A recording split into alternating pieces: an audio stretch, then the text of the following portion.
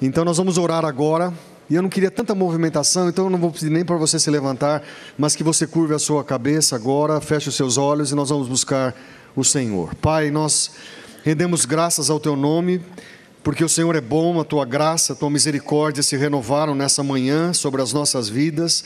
Te damos graças porque o Senhor nos trouxe nesse lugar, providenciou recursos, nos deu segurança nas viagens, e nessa manhã, Pai, temos esse privilégio de ouvir o Teu servo, pastor Hernandes. Nós oramos para que sua boca seja ungida pelo Senhor, ele tem uma palavra que venha do Teu trono para o nosso coração, e ó Deus, confirma as orações que temos feito, que o Senhor preencha as lacunas das nossas vidas e encontre guarida nos nossos corações através da palavra que será ministrada. Fica conosco, que o Teu Espírito tenha total liberdade de agir em nosso meio. É a nossa oração em nome de Jesus. Amém, Senhor. Amém. Deus abençoe, pastor. Alegria. Muito obrigado. Bom dia, irmãos e irmãs. É um privilégio estar aqui com vocês. E o meu desejo é que o Espírito de Deus que está em nós possa nos ensinar, nos instruir por meio da sua palavra. Então, abra comigo a sua Bíblia, por gentileza, na segunda carta do apóstolo Paulo a Timóteo. Segunda carta do apóstolo Paulo a Timóteo.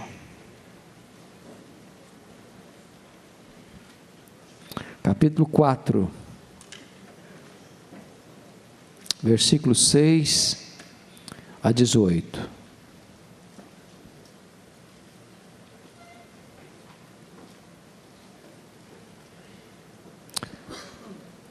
Segundo Timóteo, capítulo 4, versículos 6 a 18.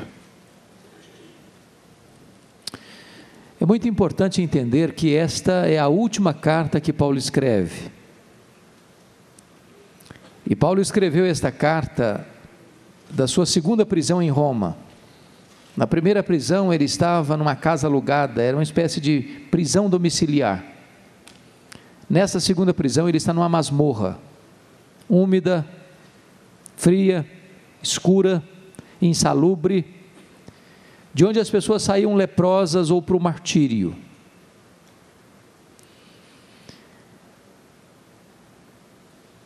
Esta é a última carta e este capítulo é o último capítulo da carta.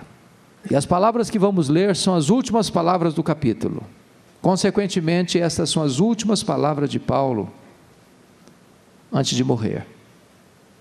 Então vale a pena você prestar atenção no que ele está dizendo antes de morrer. E Paulo escreve assim: quanto a mim, estou sendo oferecido por libação, e o tempo da minha partida é chegado. Combati o bom combate, completei a carreira, guardei a fé. Eu queria pedir permissão a você para só voltar nesse texto na conclusão da minha fala. Eu gostaria de nesta manhã apresentar a vocês o apóstolo Paulo.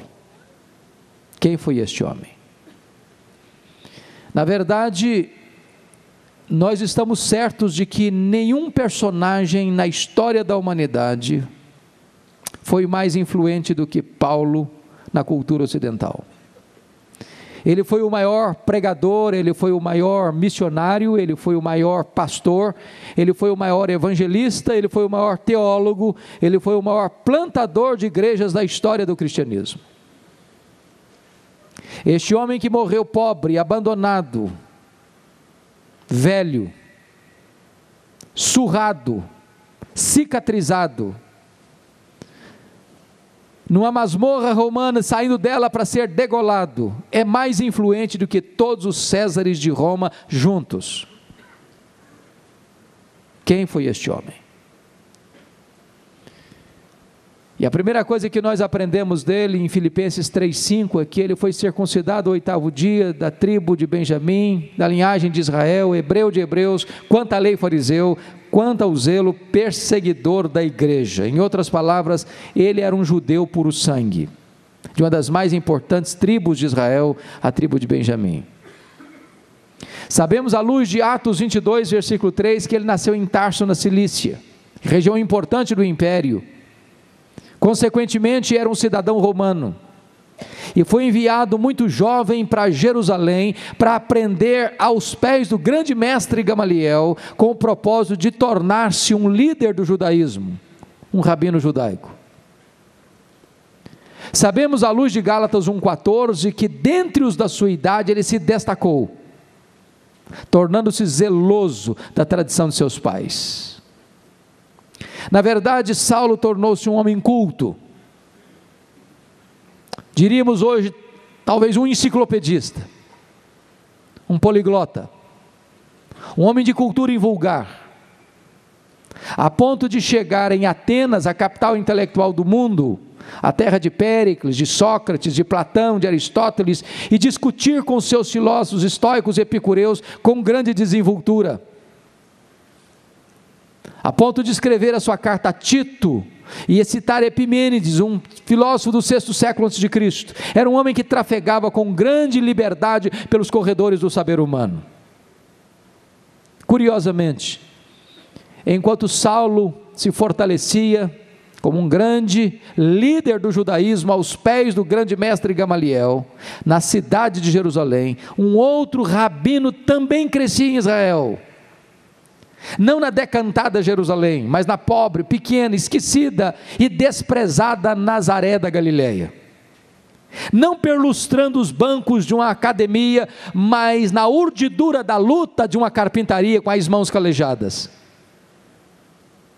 E esse rabino da Galileia, aos 30 anos de idade, vai ao Jordão, é batizado por João Batista, dá início ao seu ministério. E diz a Bíblia que ele pregava não como os escribas e fariseus, mas pregava como quem tinha autoridade, pregava aos ouvidos e aos olhos, porque os cegos viam, os coxos andavam, os leprosos eram purificados, e os mortos ressuscitavam, e as multidões o seguiam.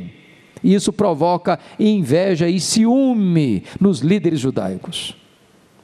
Começam a persegui-lo, a caçá-lo, a vigiá-lo, contratam testemunhas falsas para acusá-lo, prendem-no, acusam-no, condenam-no, levam-no ao pretório romano, e este rabino da Galileia é condenado à morte, morte de cruz. Crucificam, sepultam, para alívio do sinédrio judaico. Porém, 3 dias depois, uma notícia explode em Jerusalém como uma bomba no arraial do inimigo. O rabino da Galileia ressuscitou, seu túmulo está aberto, e isso provoca contorções na alma deste grande rabino Saulo, e ele se levanta como líder e expoente do judaísmo para perseguir de forma implacável o cristianismo nascente.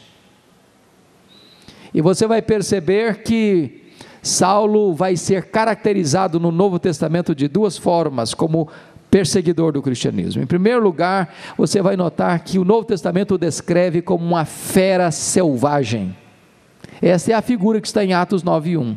Ele respirava ameaças e morte contra os discípulos. E esta palavra na língua grega traz a ideia de uma fera selvagem que, bufando, salta sobre a sua presa para devorá-la. Ele de fato era uma fera selvagem. Nós podemos constatar isso no Novo Testamento. Por exemplo, em 1 Timóteo capítulo 1, versículo 13, ele se definiu como um insolente, um blasfemo e um perseguidor. Em 1 Coríntios 15, versículo 9, também ele se definiu como o menor dos apóstolos, porque ele perseguiu a igreja de Deus. Em Gálatas 1, versículo 13, ele disse que ele devastava a igreja de Deus. Em Atos capítulo 8, versículo 3, ele diz que ele entrava nas casas, não respeitando o domicílio doméstico, e arrastava homens e mulheres, e os encerrava nas prisões, e assim ele assolava a igreja de Deus. Atos 9, versículo 21, nos informa que ele não apenas assolava e devastava, não, ele exterminava aqueles que criam no Senhor Jesus. E você sabe que exterminar não é prender, não é bater, é matar. Saulo era um assassino, Saulo era uma fera selvagem. Nós podemos ainda entender isso, quando você olha Atos 22, versículo 4, ele diz que ele perseguiu o caminho até a morte. E aqui eu noto que ele não persegue apenas os crentes, ele persegue a religião dos crentes, ele persegue o caminho. Atos 26, versículo 9, ele vai mostrar que ele entendia que devia fazer muitas coisas contra o nome de Jesus. Em outras palavras, ele não persegue apenas os crentes, ele não persegue apenas a religião dos crentes, ele persegue o Deus dos crentes, ele persegue a Jesus. Atos 26, versículo 10, diz que ele encerrava muitos dos santos, não poucos, não alguns, muitos dos santos em prisões, e contra esses muitos santos, ele dava o seu voto quando os matavam. Às vezes pensamos que ele só esteve por trás do assassinato e da morte de Estevão, isso não é uma verdade. Ele mandou matar muita gente crente em Jerusalém, ele era um homem assassino em série, era um truculento sanguinário, ele era uma fera selvagem. Atos 26, versículo 11, diz que ele, demasiadamente enfurecido, entrava nas sinagogas e açoitava os crentes lá dentro da sinagoga, não respeitando, não apenas domicílio doméstico, mas não respeitando lugares sagrados, e os forçava a blasfemar. Notem que isso é perseguição psicológica, não apenas perseguição física. Em outras palavras, ele chegava para um crente dentro da sua sinagoga e dizia o seguinte: ou você nega Jesus ou eu te prendo, ou você nega Jesus ou eu te bato, ou você nega Jesus ou eu te mato. E diz Atos 26, 11, que até por cidades estranhas, demasiadamente enfurecido, os perseguia. Ele era uma fera selvagem. Mas o Novo Testamento nos oferece um segundo retrato deste homem. Não apenas uma fera selvagem, em segundo lugar, ele também era um touro indomável. Esta figura está em Atos 26, 14, quando o próprio Senhor Jesus aparece para ele, e no caminho de Damasco, diz: Saulo, Saulo, por que me persegues? Dura coisa te é recalcitrares contra os aguilhões. Eu fui criado na roça, e vi muito bezerro, ou garrote, ou boi sendo amansado para o trabalho doméstico. E um dos principais instrumentos para se amansar um boi é o aguilhão. Às vezes nós pensamos que o Espírito de Deus só começou a trabalhar em Saulo, lá no caminho de Damasco. Isso não é verdade.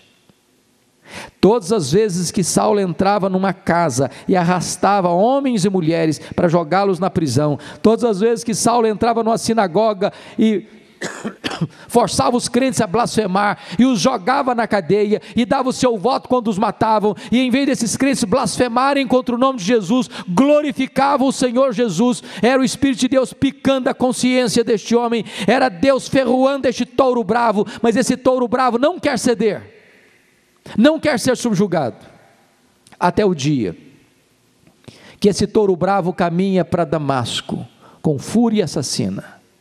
E de repente, o domador de touro bravos joga esse touro bravo no chão e grita dos céus: Saulo, Saulo, por que me persegues? Dura coisa te é recalcitrares contra os aguilhões. O touro bravo está caído, o touro bravo está vencido, o touro bravo está subjugado, o maior perseguidor do cristianismo está convertido. Fecha-se aqui o primeiro capítulo da sua vida, abre-se um novo capítulo, a preparação de Saulo para o ministério. Diz a Bíblia que ele foi levado cego para a cidade de Damasco, à rua direita, na casa de Judas, onde fica 3 dias cego, orando e jejuando. Quando o próprio Senhor aparece para Ananias, um discípulo que morava em Damasco, e diz: Ananias, vai à rua direita, na casa de Judas, porque Saulo está orando, e eu quero que você imponha as mãos sobre ele, para ele ser curado. E Ananias responde para Deus: Senhor, capítulo 9, versículo 13, eu tenho escutado de tanta gente, quantos males fez este homem aos teus santos em Jerusalém. Mas o Senhor disse: vai, porque ele é para mim um vaso escolhido, e eu lhe mostrarei o quanto importa sofrer pelo meu nome. Ananias foi, impôs as mãos sobre ele, ele ficou curado, ele foi batizado, ele recebeu o Espírito Santo. E agora, por favor, abra sua Bíblia comigo em Atos 9, versículo 20.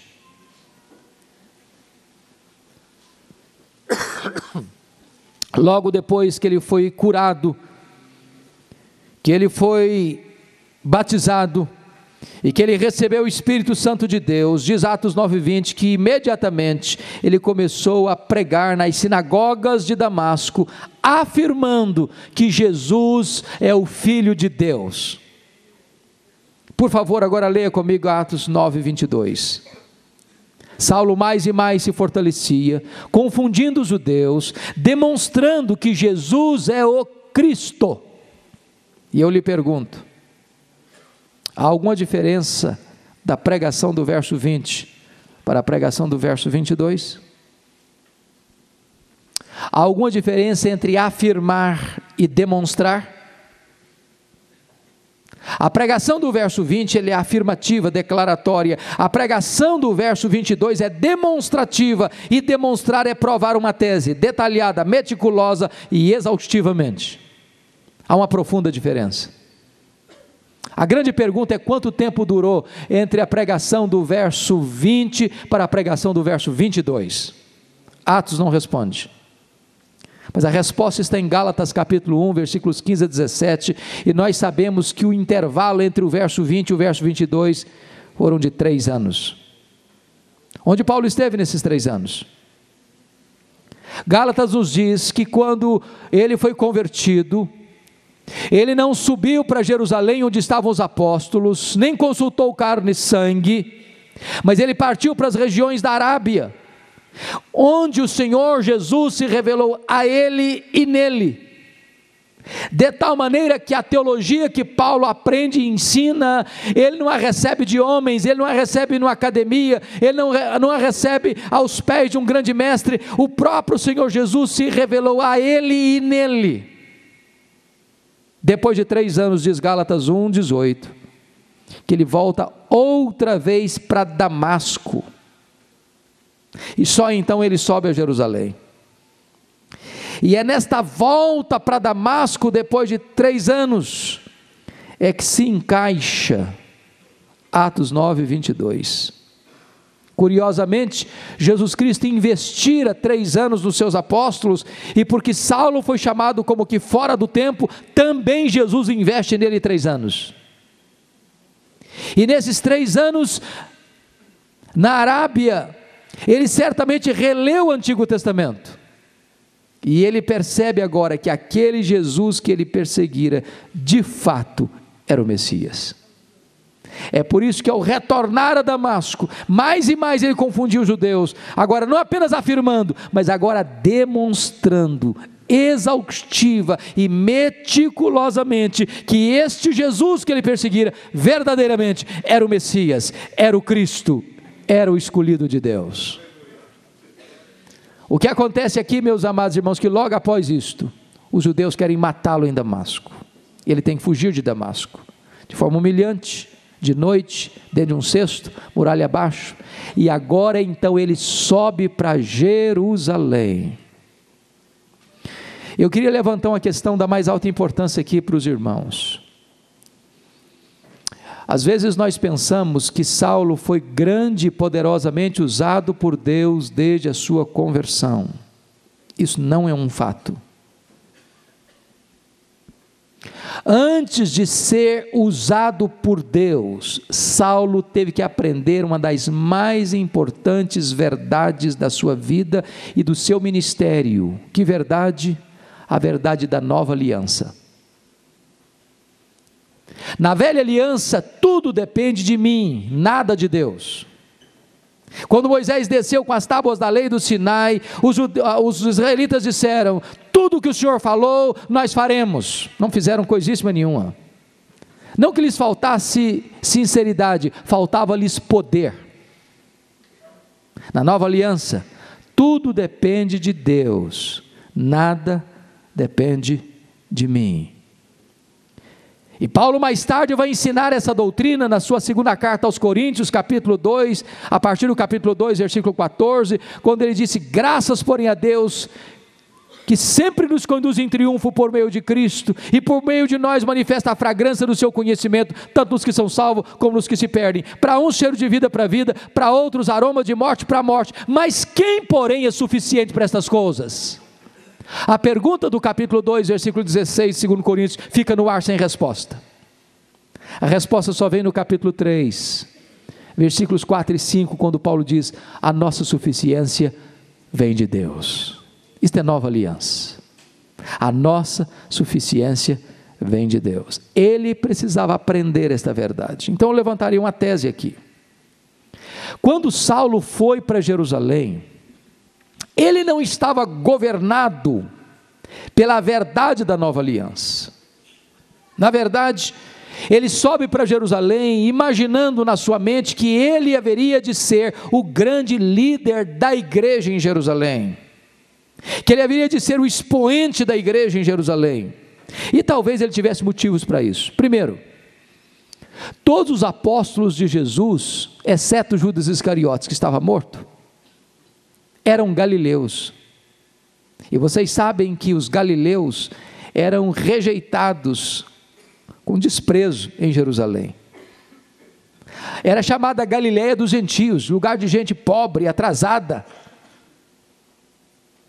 E Jerusalém era uma cidade preconceituosa com os galileus. Tanto é fato que no Pentecoste, quando o Espírito Santo foi derramado, quando a multidão se ajuntou, alguns olharam e disseram: não, são galileus, estão bêbados. Segundo lugar, os apóstolos de Jesus eram homens iletrados, e Jerusalém era a capital intelectual da teologia.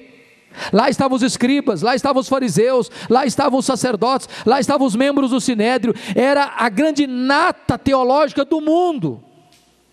E Saulo deve ter pensado: esses homens incultos e letrados não conseguirão penetrar nessa intrincada cidade de Jerusalém.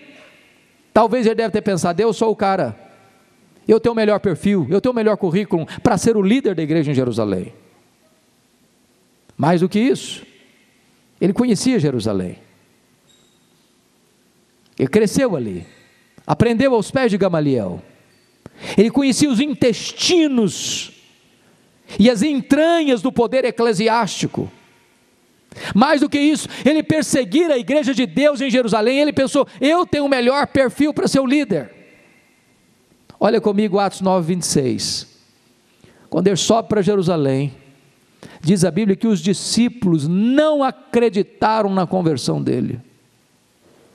Pensaram que ele estava blefando, que ele estava sabotando a fé cristã, e bateram a porta da igreja na cara dele. Uma recepção gelada. Primeira frustração. Não fora a intervenção de Barnabé, Atos 9, 27, para introduzi-lo ao grupo dos apóstolos, contando para os apóstolos a sua verdadeira conversão, e Saulo nem teria sido acolhido na igreja de Jerusalém. Ao ser recebido, então, ele começa a pregar, entrando, saindo, discutindo com os helenistas, mas diz a Bíblia que os helenistas então resolvem matá-lo. E os crentes da igreja se reúnem, os discípulos, dizendo: Saulo, você não pode ser mais nosso pastor, você tem que ir embora da nossa igreja. Irmãos, não é simples um pastor estar convencido de que deva ficar numa igreja, mas os crentes não estão convencidos de que ele é o pastor para a igreja. Não é fácil ser mandado embora de uma igreja. Sabe o que aconteceu com Saulo? Ele não foi embora. Ele queria ficar, mas os crentes não queriam que ele ficasse, mas ele não saiu. Mas não era apenas os crentes que queriam que ele fosse embora, não. Deus mandou ele ir embora da igreja. Olha aí Atos 22, versículo 17. O próprio Deus apareceu para ele em Jerusalém e diz: vai embora de Jerusalém, que eles não vão te ouvir. Ô irmão, ser mandado embora da igreja pelo conselho da igreja, pela junta diaconal da igreja, pela assembleia da igreja é uma coisa, agora ser mandado embora da igreja pelo próprio Deus, parece que não sobra opção. Sabe o que aconteceu com ele? Ele não foi embora. Não foi. Notem Atos 22, versículos 18 e 19, que ele vai discutir com Deus. Ele diz: não, Deus, mas eu persegui a igreja aqui. Quando se derramou o sangue de Estevão, a tua testemunha, eu estava lá e até consentia na sua morte. Em outras palavras, está dizendo para Deus: o Senhor vai cometer um erro estratégico me tirando dessa igreja. Eu sou o cara, eu tenho o melhor currículo, eu tenho o melhor perfil. O Senhor não pode fazer isso. Esse homem está se pensando insubstituível. Ele está achando que é Deus quem depende dele, quando na verdade era Saulo que dependia de Deus. Ele precisava aprender o segredo da nova aliança. Mas sabe o que aconteceu com ele? Ele não foi embora. Não foi embora. Na verdade, não foi Deus quem mudou. Foi Saulo quem teve que mudar e mudar-se. Deus não negociou isso. Diz: vai, arruma as molas e vai embora. Eles não vão te ouvir. Mas ele não foi. Volta para Atos 9:30, por favor. Diz o texto que os discípulos se reuniram e o levaram até Cesareia. Preste atenção que ele não foi, ele foi levado. Ele não saiu, saíram com ele. Ele saiu a reboque, como Ló saiu de Sodoma. E de Cesareia o mandaram para onde mesmo? Para Tarso. Onde era Tarso? Sua cidade natal. Sabe o que Deus está dizendo para esse cara que acha que é o tal, que é insubstituível, que tem o melhor perfil, que tem o melhor currículo? Deus está dizendo para ele o seguinte: meu filho, arruma as malas e volta para casa. Se você pensa que eu preciso de você, pois é você que precisa de mim. Você tem que aprender primeiro o segredo da nova aliança. E em Tarso ele ficou vários anos, no molho, longe do palco, longe das luzes da ribalta, sem qualquer projeção, porque nesse tempo Deus estava trabalhando nele, antes de trabalhar através dele, porque Deus está mais interessado em quem você é, do que no que você faz. Sua vida com Deus é mais importante que o seu trabalho para Deus. Primeiro é preciso aprender o segredo da nova aliança, para depois ser instrumentalizado nas mãos de Deus. Mas o pior não tinha acontecido ainda. Atos 9:31 diz que no dia que Saulo arrumou as malas e foi embora da igreja de Jerusalém, a igreja passou a ter paz e passou a crescer. Você quer coisa pior para um pastor do que isso?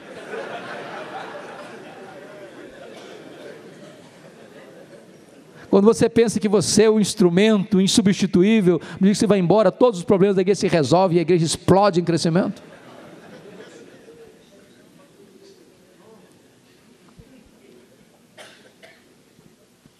Deus estava ensinando a este homem o segredo da nova aliança. Até que acontece um reavivamento em Antioquia da Síria. A igreja manda para lá o seu melhor pastor, a igreja de Jerusalém, Barnabé, e Barnabé chega ali, vê a graça de Deus prosperando e se alegra com isso, e manda para lá Barnabé, e Barnabé chega em Antioquia, a terceira maior cidade do mundo, lembrou-se de Saulo, foi em Tarso buscá-lo, e durante um ano eles ensinaram a palavra de Deus na igreja de Antioquia, período que a igreja estando orando e jejuando, o Espírito Santo disse: separai-me agora a Barnabé e a Saulo. Não é Saulo e Barnabé, mas é Barnabé e Saulo. Você já foi reserva alguma vez? Ele não era o líder, ele era o liderado. Eu tinha que andar debaixo da batuta do Barnabé.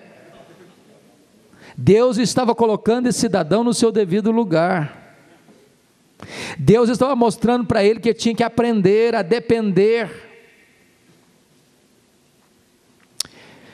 E eles então vão para a primeira viagem missionária, até que chega em Pafos, acompanhado ele, Barnabé, Saulo e o jovem João Marcos, que vai como uma espécie de auxiliar dos dois. E quando chega em Pafos, o Elimas, o mágico, tenta impedir o procônsul Sérgio Paulo de se entregar a Cristo. E diz a Bíblia que Saulo, cheio do Espírito Santo, fixou os olhos no mágico e disse: ó servo do diabo, até quando perverterás os retos caminhos de Deus? Pois ficarás cego. O mágico fica cego. O procônsul se converte. O temor se aposta de todos, e a partir de Pafos ele deixa de usar o seu nome judaico Saulo e passa a usar o seu nome romano Paulo, e a partir daí ele se transforma no maior líder do cristianismo, porque ele tinha aprendido a lição: tudo depende de Deus, nada depende de mim. E nessa primeira viagem missionária, amados irmãos, eles percorrem a província da Galácia, plantando igrejas, com lutas, com lágrimas, com sangue. Antioquia da Pisídia, Icônio, Derbe, Listra. No meio do caminho, em Salamina, o jovem João Marcos volta para sua casa, abandonando os 2 veteranos servos de Deus, e nós não sabemos o motivo. Possivelmente porque a liderança saiu das mãos do primo Barnabé, coraçãozão desse tamanho de grande, disse: não, eu na liderança do meu primo eu tinha coragem de ir, mas sob a liderança desse outro aí eu não vou não. Talvez pensasse que missões eram uma espécie de turismo. Ele disse: não, esse negócio está ficando arriscado demais, está perigoso demais, a minha vida só está começando, eu vou voltar para minha casa. Talvez porque eles deixaram a região litorânea e partiram para a região interiorana, e tinham lugares de alagadiços com muitas doenças endêmicas, e diziam: eu estou muito novo para esse negócio, vou voltar para minha casa. O certo é que voltou. E Paulo e Barnabé agora prosseguem nesse trabalho missionário. Depois de alguns anos de trabalho, eles voltam à igreja mãe, à igreja enviadora, à igreja de Antioquia. E abra sua Bíblia agora, Atos 9, versículo 26 e 27, sobretudo 27, diz que ao voltarem para a igreja, reunida a igreja, relataram quantas coisas fizera Deus e como abrira aos gentios a porta da fé. Preste atenção aqui, irmãos, tem espaço para testemunho na igreja. Segundo, não tem espaço para projeção humana na igreja. Relataram quantas coisas não fizeram eles, relataram quantas coisas fizera Deus. Não tem espaço na igreja para projeção humana. Não tem espaço na igreja para culto à personalidade. Se Deus está nos usando, a glória é de Deus, porque quem faz a obra é Deus, nós somos apenas os instrumentos. Agora preste atenção nisso: quando a obra de Deus avança,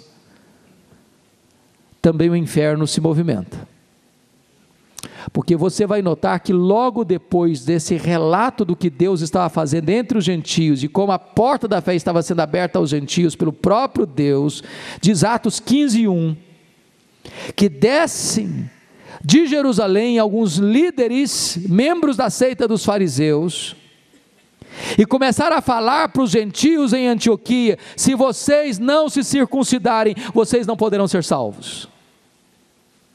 Ora, irmãos, isso é uma perversão da verdade do evangelho, porque eles estão colocando que só a fé em Jesus não é suficiente para a salvação. É a fé em Jesus mais a circuncisão, é a fé em Jesus mais as obras. E se a teologia não está boa, não adianta fazer missões, porque quanto mais heresia você pregar, pior fica a situação. Então diz a Bíblia que reuniram um concílio em Jerusalém, os presbíteros, os apóstolos, trataram da matéria. Nessa assembleia falou Pedro, falou Barnabé, falou Paulo. Tiago, que liderava o concílio, definiu bem as coisas e tomaram uma decisão que pareceu bem ao Espírito Santo e a eles: não obrigar os crentes gentios a se circuncidarem como elemento necessário para a salvação. Em outras palavras, a salvação é só pela fé em Jesus Cristo. Decisão tomada, decisão escrita, comissão nomeada para levar esse documento, ler na igreja de Antioquia e ler nas igrejas da província da Galácia. É nesse momento que Paulo vai escrever também a sua primeira carta, a carta aos Gálatas, exatamente para combater esses judaizantes que estavam pervertendo o evangelho e perturbando a igreja. Já que a decisão está tomada e a situação foi resolvida, agora Paulo chega para Barnabé, conforme você pode ver em Atos 15, versículo 37 a 41, diz: Barnabé, vamos voltar para a segunda viagem missionária. Aí Barnabé disse para Paulo: vamos sim, Paulo, só um detalhe, eu quero levar comigo o jovem João Marcos. aquele que, meu primo, que nos deixou lá em Salamina. Diz a Bíblia que Paulo diz para Barnabé: eu não acho justo levarmos esse moço conosco, comigo ele não vai, na minha companhia eu não o quero, para mim ele não serve. Eu não sei se você parou para perceber, mas Paulo está sendo radical aqui. Paulo não está dando uma chance para um moço que não foi feliz na primeira empreitada. Paulo está sendo inflexível, radical, duro, cáustico. E diz a Bíblia aí que houve tal desavença entre Paulo e Barnabé por causa do jovem João Marcos, que os dois não conseguiram caminhar juntos mais. Então diz a Bíblia que Barnabé pegou o seu primo João Marcos e foi para Chipre. Paulo pegou Silas, um dos membros daquela equipe que foi nomeada para ler o documento do concílio nas igrejas gentílicas, e o levou para outra direção. Nota de rodapé: os líderes não deviam brigar, mas às vezes brigam. Líderes crentes não deveriam ter desavença, mas às vezes têm. O que é maravilhoso é que mesmo quando os líderes erram, o plano de Deus não pode ser frustrado, porque agora em vez de uma caravana tem duas. O projeto de Deus vai passar, conforme o relato de Atos, por Paulo e não por Silas, e não por Barnabé. E agora eles querem entrar na Ásia, mas o Espírito de Deus os impede de entrar na Ásia, e eles escutam a voz de um varão macedônio: passa Macedônia e ajuda-nos. E Paulo então entra na Macedônia, entra na província da Macedônia, entra no que nós chamamos de Ocidente da Europa. E eu acho isso magnífico, porque aprouve a soberano Espírito de Deus inclinar a obra missionária para o Ocidente e não para o Oriente, nessa segunda viagem missionária. Por isso você e eu estamos aqui nesta noite. Agora note uma coisa: quem dá a direção missionária para a igreja é Deus, mas quem escolhe os melhores métodos somos nós. Porque quando Paulo entra na Europa, ele vai passar batido em algumas cidades, e vai escolher estrategicamente algumas cidades para se fixar. Que cidades? Filipos, que era colônia romana; Tessalônica, que era capital da província da Macedônia; Bereia, importante cidade da Macedônia; Atenas, a capital intelectual do mundo; e Corinto, capital da Acaia. O que é que Paulo está nos ensinando? Vamos plantar uma igreja? Vamos. Em que cidade? Vamos comprar um terreno para construir um templo? Vamos. Em que bairro? Em que rua? Que terreno vamos comprar? Porque às vezes nós escolhemos a cidade mais distante, o bairro mais complicado de acesso, a rua mais difícil de chegar, e compramos o pior bairro da rua, o pior terreno da rua, e vamos plantar uma congregação que vai ficar 30 anos com congregação. Se nós fôssemos mais estratégicos, se nós aprendêssemos de Paulo, nós plantaríamos igrejas estratégicas. Igrejas estratégicas influenciam toda a sua micro-região. Agora preste atenção: o fato de nós fazermos a obra de Deus do jeito de Deus, não significa que vamos ter facilidades, não. Paulo foi preso em Filipos e açoitado. Paulo foi escorraçado de Tessalônica. Paulo foi enxotado de Bereia. Paulo foi chamado de tagarela em Atenas. Paulo foi chamado de impostor em Corinto. Mas de Corinto, ele escreve as suas 2 cartas à igreja de Tessalônica. Volta para a terceira viagem missionária e fica 3 anos em Éfeso. Éfeso era a capital da Ásia Menor. Era uma cidade cosmopolita. Éfeso era um dos centros do culto ao imperador, onde estava o templo de Diana, uma das 7 maravilhas do mundo antigo, 6 vezes maior do que o Partenon de Atenas. Um templo jônico de mármore branco, uma das coisas colossais do mundo antigo. E o culto a Diana e as estatuetas da deusa Diana eram aquilo que aquecia o comércio daquela grande metrópole. E Paulo, em 3 anos que fica ali, ele desarticula a idolatria da cidade, ele desarticula a feitiçaria da cidade, porque as pessoas queimavam em praça os seus livros de magia.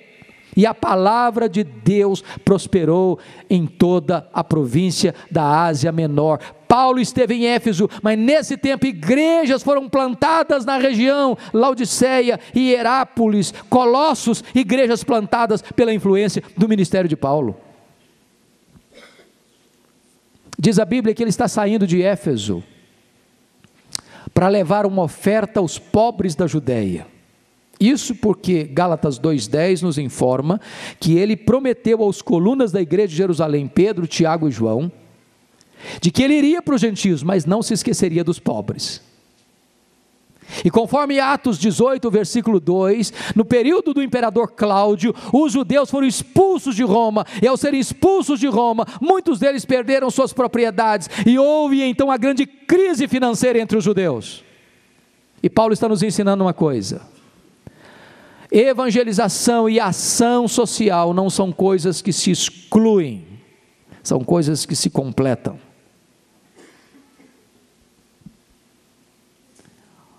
De forma muito sábia, Paulo vai levar esta oferta, mas ele não leva essa oferta sozinho, porque quando se trata de lidar com dinheiro, queridos colegas, nós temos que ser cautelosos, muito cautelosos, temos que ser transparentes. E Paulo faz questão de nomear uma comitiva para ir com ele, levar esse dinheiro, para que não houvesse qualquer sombra de dúvida da integridade do levantamento da oferta e da integridade da entrega da oferta.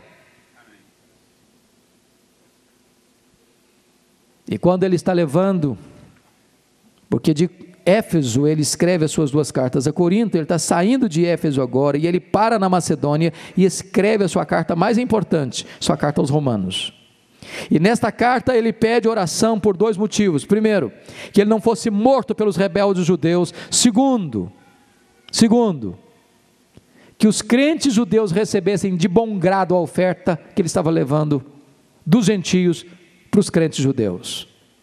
Curiosamente, você nota que o que está mais intenso no coração de Paulo não é apenas assistir os crentes pobres, mas era também costurar a unidade espiritual da igreja, porque se os crentes judeus recebessem um presente dos crentes gentios, isso significava comunhão entre esses 2 grupos.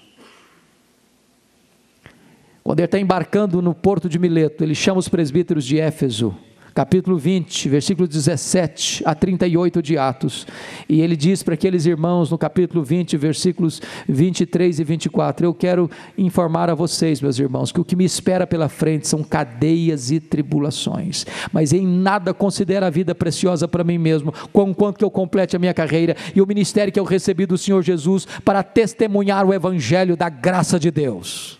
Ele entra naquele navio, depois de algumas viagens regionais, aporta em Cesareia Marítima, e quando ele chega em Cesareia Marítima, o profeta Ágabo, que havia descido de Jerusalém, o prende com o cinto e disse: Paulo, não vá para Jerusalém, eles vão prender você lá. Os discípulos tentam demover Paulo, e ele responde: o que vocês estão fazendo comigo? Eu estou pronto não só a ser preso, eu estou pronto a morrer por Jesus em Jerusalém.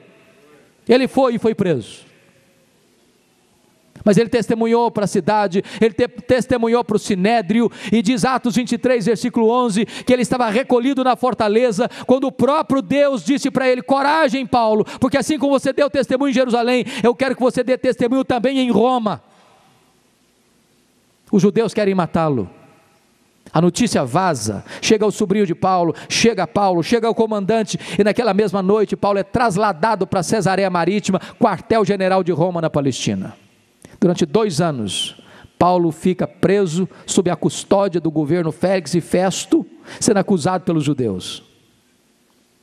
Como Festo estava para entregar Paulo ao Sinédrio, que tentava corromper o governador, dizendo: governador, esse preso aí está aí sob as custódias de Roma, isso é um problema nosso, doméstico, nós temos competência para julgar este homem, mas estavam tramando matar Paulo no caminho. Paulo entendeu isso e disse: eu sou cidadão romano, quero ser julgado em Roma, quer ir ser julgado diante de César. O governador Festo diz: para Roma você quer ir, para Roma você irá. Era a vontade de Deus que eu fosse para Roma, era a vontade de Paulo ir a Roma. No dia que ele pega um navio para Roma, ele enfrenta um naufrágio. Você pode entender isso? Tinha 276 presos naquele navio, Paulo era um deles. Uma tempestade terrível, O navio estava quase indo a pique. A carga do navio se perdeu toda. O pânico e o medo e o desespero tomou conta de todos. Um anjo de Deus apareceu para Paulo e disse: coragem, Paulo, ninguém vai morrer. Eu entreguei toda essa gente nas suas mãos, mas vocês vão ter que dar numa ilha. Quando o dia amanheceu, eles avistaram a ilha de Malta. O navio se arrebenta todo, mas todos se salvam, seguros na ilha de Malta. Os malteses, que eram bárbaros, não falavam o grego, acolheram a todos com urbanidade, fizeram uma grande fogueira para aquecê-los, e a única pessoa que quis manter a chama acesa foi Paulo, porque foi catar alguns gravetos e jogar naquela fogueira, e quando ele joga um punhado de gravetos na fogueira, brota do fogo uma víbora e prende na mão do Paulo. Aquela cobra tinha 276 outras opções para morder, foi morder logo na mão do Paulo. Quando isso acontece, os bárbaros gritaram em coro: é um assassino, tem se livrado do mar, a justiça não o deixa viver, vai cair, vai inchar, vai morrer. Não caiu, não inchou, não morreu, mudaram de opinião e gritaram: é um Deus. Não, não era um Deus e nem um assassino, era o servo do Deus vivo. Na verdade, não foi a tempestade que o levou a Malta, foi a mão da providência divina. Porque o pai do prefeito daquela ilha estava doente, Paulo orou por ele, ele foi curado. Os demais enfermos vieram e Paulo orou por eles, e eles foram curados, e agora eles encaminham Paulo para Roma. E Paulo chega em Roma preso, algemado, para ficar numa casa alugada, sob a custódia do imperador Nero. E desses 2 anos, Paulo vai escrever a carta aos Efésios, Filipenses, Colossenses e Filemon. E ele diz em Filipenses 1,12: meus irmãos, eu quero cientificar-vos de que as coisas que me aconteceram têm antes contribuído para o progresso do Evangelho. Esse homem não crê em acaso, esse homem não crê em azar, esse homem não crê em sorte, esse homem não crê em coincidência, esse homem não crê em determinismo, esse homem não tem medo de olho gordo, esse homem não tem medo de feitiço, esse homem não tem medo de sexta-feira 13, esse homem sabe que é Deus quem dirige o seu destino.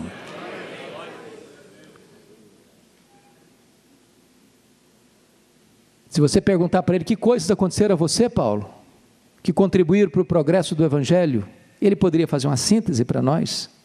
Eu poderia dizer o seguinte: olha, eu fui perseguido em Damasco, eu fui rejeitado em Jerusalém, eu fui esquecido em Tarso, eu fui apedrejado em Listra, eu fui preso e açoitado em Filipos, eu fui escorraçado de Tessalônica, eu fui enxotado de Bereia, fui chamado de tagarela em Atenas, eu fui chamado de impostor em Corinto, eu enfrentei feras em Éfeso, eu fui preso em Jerusalém, eu fui acusado em Cesareia, eu enfrentei um naufrágio para Roma, eu fui picado por uma cobra em Malta, eu cheguei preso e algemado em Roma, mas eu quero que vocês saibam que Deus esteve no controle de todas essas circunstâncias. Ele escreve na sua segunda carta aos Coríntios, capítulo 11, versículos 24 a 28, que 5 vezes ele recebeu dos judeus uma quarentena de açoites menos um, 195 açoites, cada um deles deixava marcas, cicatrizes. Quando ele escreve Gálatas 6,17, quanto ao mais ninguém me moleste, porque eu trago no corpo as marcas de Cristo, ele não estava blefando. 3 vezes fui enxugado com vara, 3 naufrágios, a Bíblia só relata 1, perigo de rios, perigo de mares, perigo de desertos, perigo entre patrícios, perigo entre estrangeiros, e ainda mais pesava sobre mim, diz ele, a preocupação com todas as igrejas. Mas eu quero que vocês saibam de uma coisa: essas coisas contribuíram para o progresso do Evangelho. Porque ele estava preso, a igreja foi mais encorajada a pregar, diz ele em Filipenses 1. Ray Stedman, que foi uma das personalidades mais importantes da CEPAL, disse certa feita que uma das maiores estratégias para levar a igreja ao crescimento, eu não gosto da estratégia dele, mas ele disse: a melhor estratégia para levar a igreja ao crescimento é botar na cadeia os pastores.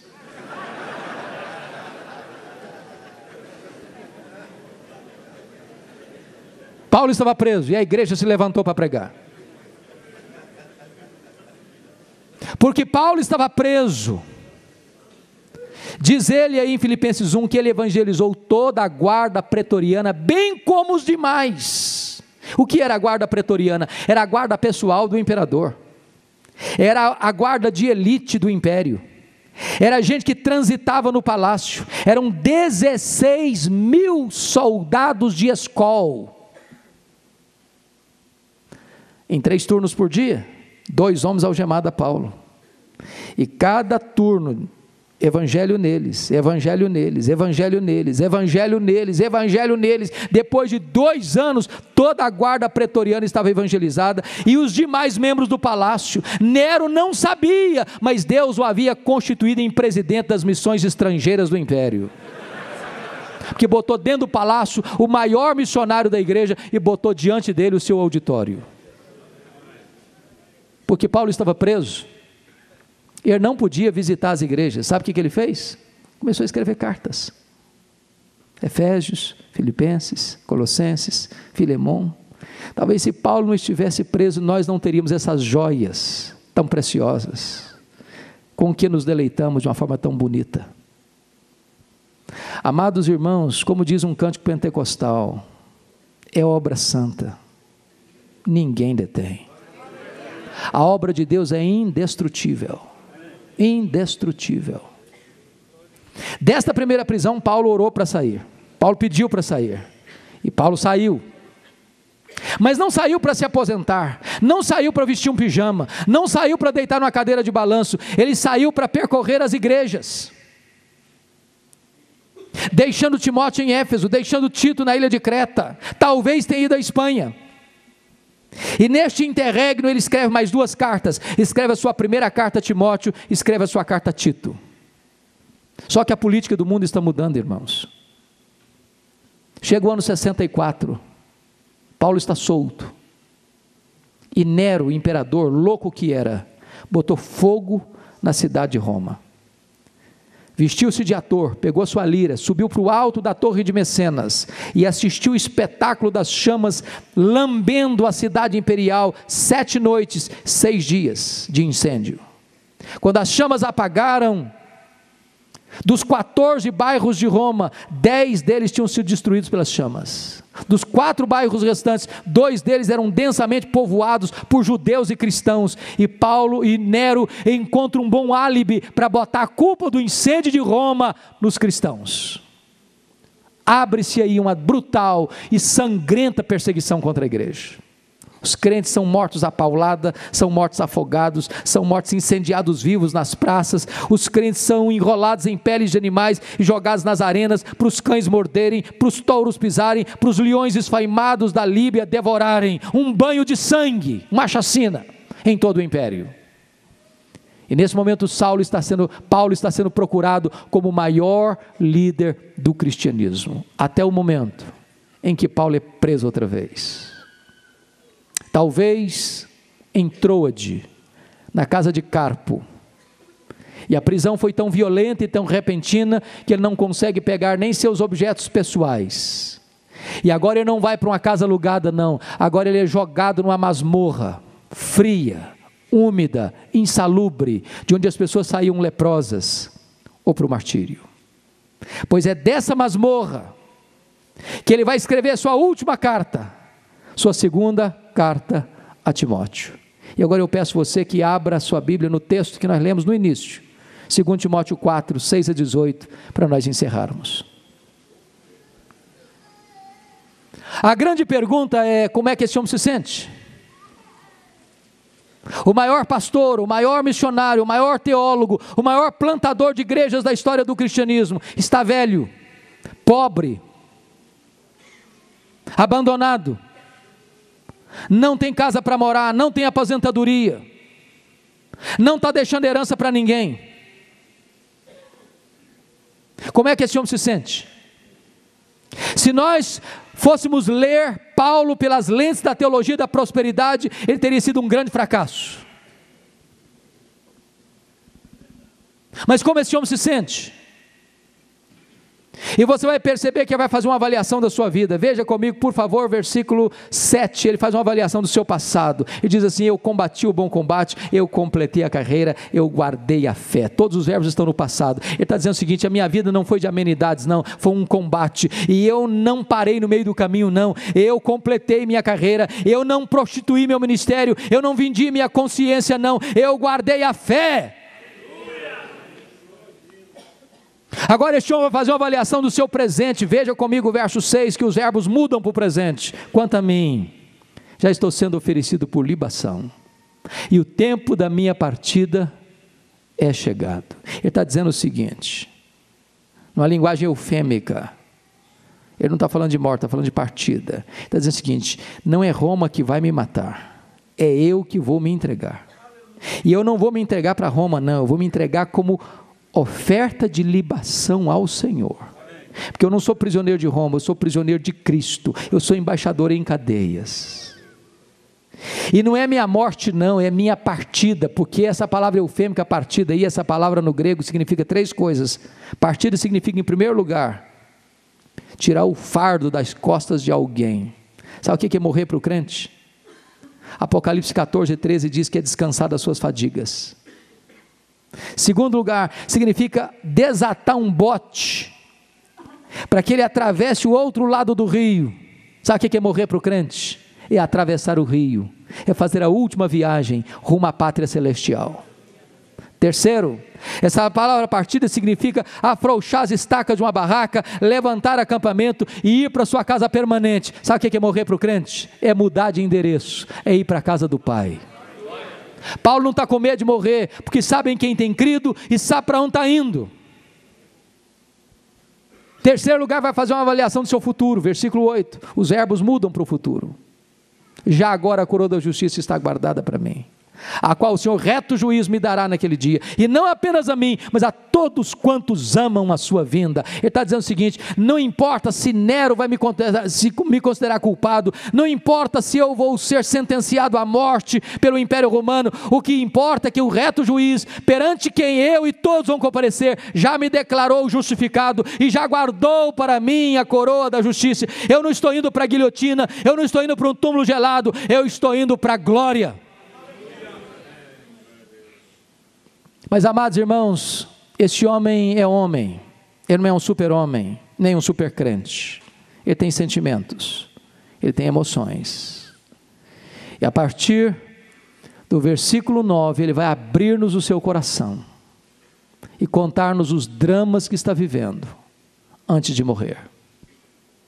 E ele está enfrentando alguns dramas. E o primeiro drama que este homem enfrenta, irmãos, é o drama da solidão. Veja o verso 9 comigo. Ele diz para Timóteo, meu filho, procura vir ter comigo depressa. Olha o verso 21. Diz, filho, vem antes do inverno. Venha logo. Veja o versículo 11. Quando você vier, meu filho, traz contigo Marcos, porque ele me é útil para o ministério.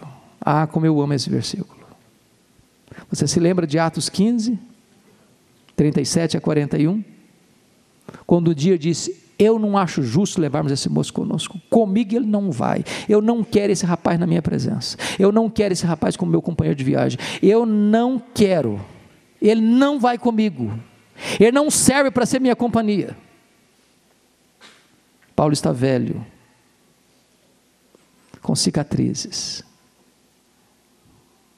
está na hora de morrer, e ele diz, eu quero esse menino comigo, eu quero encostar minha cabeça no peito desse menino, eu preciso dele, tem capacidade de pedir perdão, de restaurar relacionamentos quebrados, de construir pontes onde havia se cavado abismos.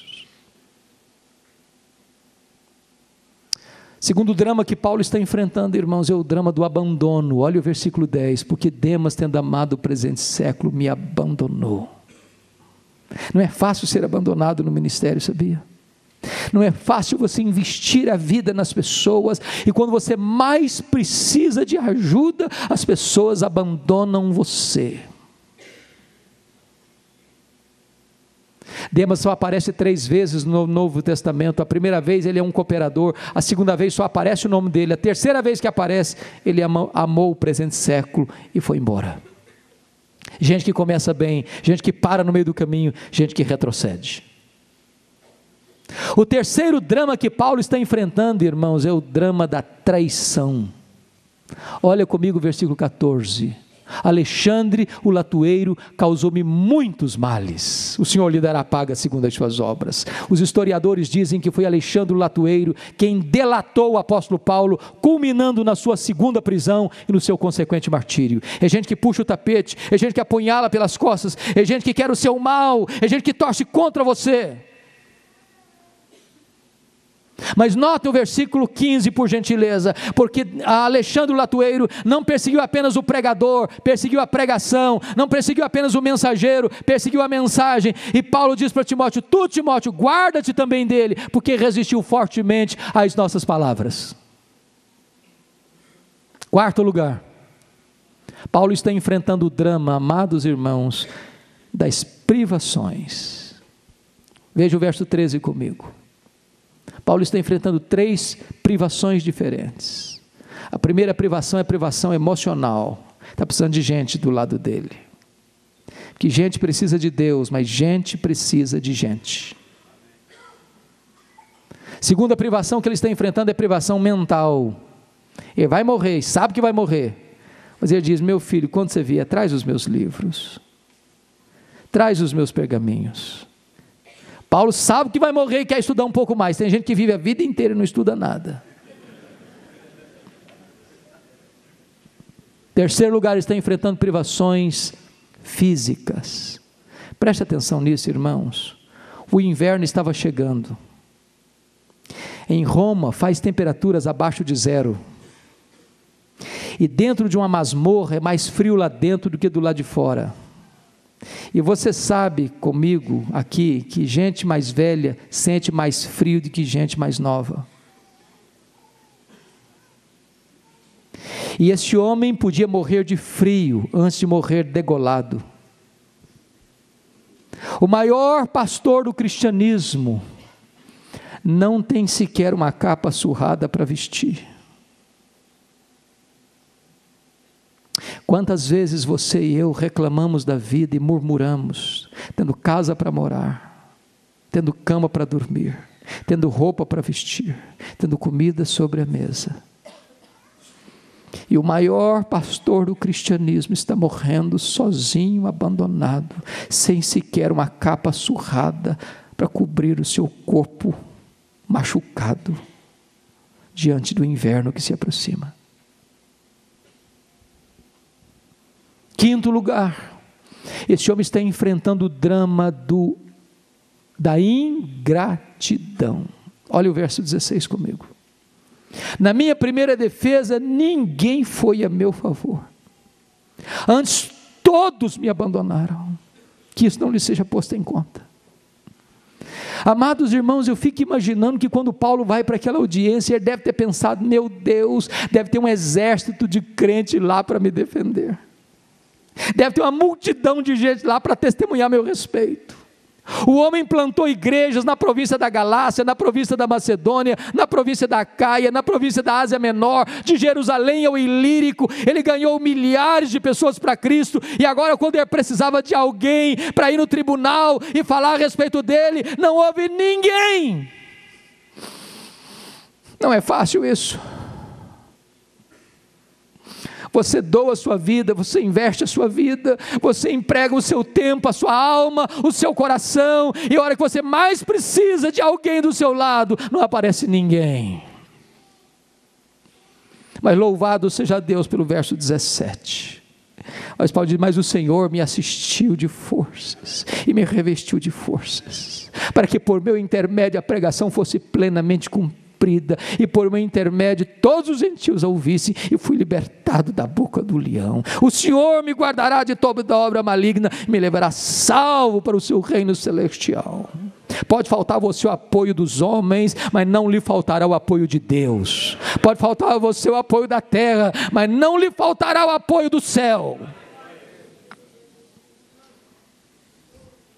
Eu quero terminar.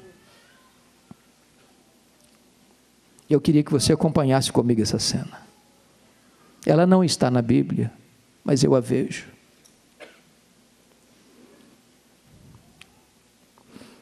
Houve um dia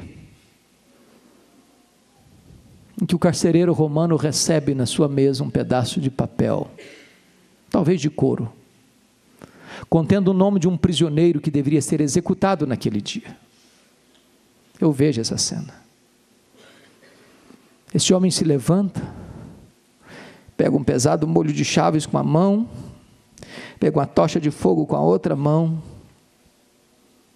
e sai percorrendo um longo, frio e escuro corredor,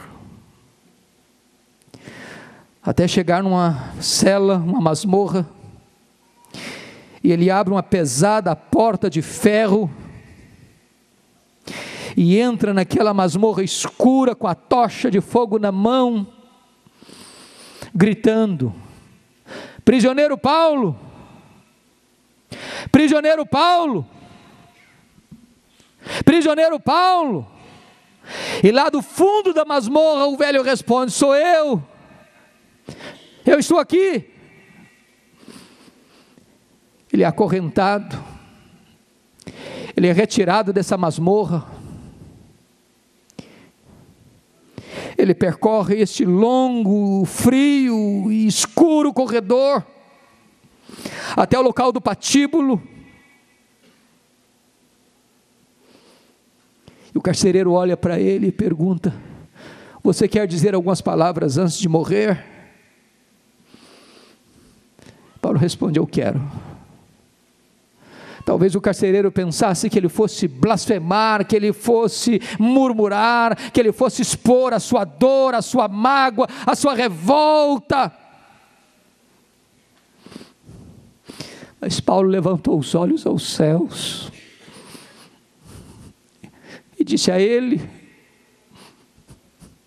ao Senhor Jesus seja a glória pelos séculos dos séculos. Botou a cabeça no cepo, a guilhotina de Roma tosou-lhe a cabeça, corpo para um lado, cabeça para o outro, tombou na terra como um mártir, levantou no céu como um príncipe. E é este homem que diz para você e para mim: sede meus imitadores, como eu sou de Cristo. Que Deus nos ajude nesta geração a termos homens e mulheres com este jaez, desta fibra, para vivermos um cristianismo maiúsculo, viril, superlativo, para a glória de Deus. Vamos orar.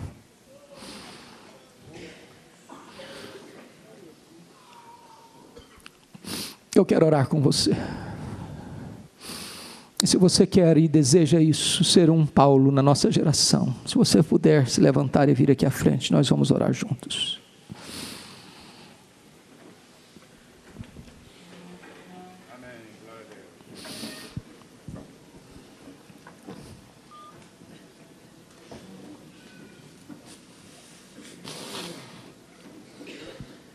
Amém. Glória a Deus.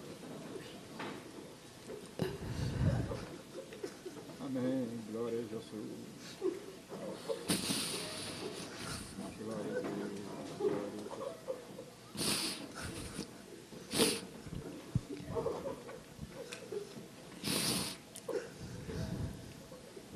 Oh, glória a Deus. Bendito é o teu nome, Senhor. Bendito é o teu nome. Amém, glória a Deus. Porque tu transformaste o maior inimigo no maior embaixador.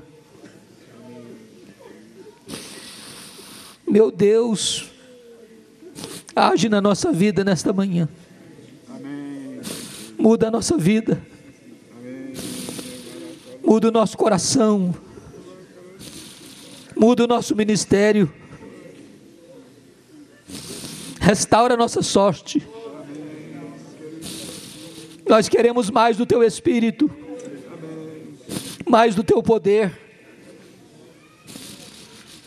mais da tua graça, para vermos o Evangelho de Cristo se espalhando nesta nação. Amém, querido. Não permita, meu Deus, que busquemos o nosso conforto, mas que busquemos a tua glória. Oh Deus, visita o teu povo aqui e restaura a nossa sorte. Magnifica o teu nome, ó Deus, e exalta o teu santo servo Jesus. Amém, e dá-nos a bênção para imitarmos aquele que imitou a Jesus. amém. para vivermos de uma forma maiúscula e superlativa para a glória do Teu nome, em nome de Jesus. Aleluia, aleluia, amém. Louvado seja Deus, louvado seja Deus. Dê um abraço em quem está próximo de você, meu amado irmão.